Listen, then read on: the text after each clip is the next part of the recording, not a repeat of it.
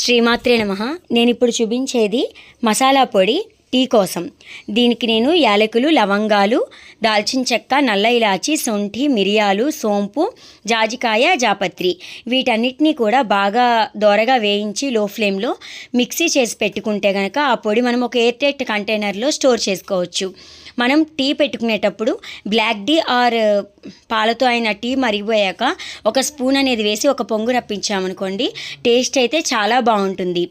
Morning or evening ఒక glass కనుక తీసుకుంటే మంచి రిఫ్రెష్మెంట్గా ఉంటుంది. ఇందులో వాడిన పదార్థాల్లో శొంఠి, చెక్క, లవంగము అలాంటివి కూడా మనకి కఫాన్ని తగ్గించడానికి ఉపయోగపడతాయి. ఇదిగోండి ఇలాగా చల్లారాక పొడైతే చేసి పెట్టుకున్నాను. మీకు ఎలా అనిపించింది అనేది కామెంట్ సెక్షన్లో చెప్పడం మర్చిపోకండి. మీ ఫ్రెండ్స్ అండ్ ఫ్యామిలీకి షేర్ చేయండి. Thank you for watching. Please like, share and subscribe my channel.